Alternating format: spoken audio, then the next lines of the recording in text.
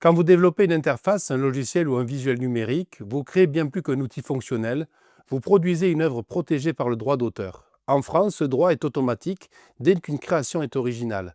Il n'est donc pas nécessaire de déposer officiellement un code ou un design pour qu'il soit protégé.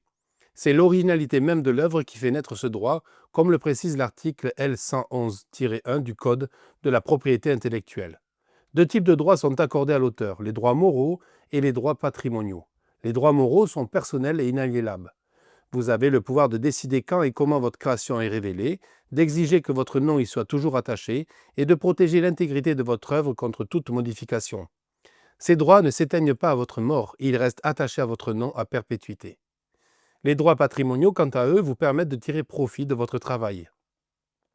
Ils couvrent les usages commerciaux comme la diffusion ou la duplication d'un logiciel. Ces droits peuvent être transmis par contrat ou par héritage. Ils durent jusqu'à 70 ans après votre décès, offrant un cadre durable à l'exploitation économique de votre œuvre. Mais attention, publier un projet en ligne ne suffit pas à prouver que vous en êtes l'auteur. Pour sécuriser vos droits, il est recommandé d'associer clairement votre nom ou pseudonyme à votre création. Cela peut se faire dans les mentions légales, dans les métadonnées ou encore dans les fichiers README de vos projets. La loi protège une grande variété d'œuvres dites de l'esprit, comme indiqué dans l'article L112-2 du même code. Cela concerne les logiciels, les bases de données, les interfaces graphiques, les contenus multimédia, les sites web ou les applications. Dès lors qu'il y a une contribution intellectuelle originale, une protection s'applique.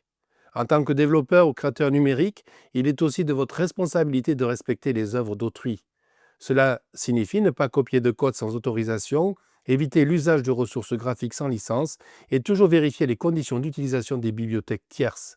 Le droit d'auteur protège la création, mais impose aussi un cadre éthique à la réutilisation.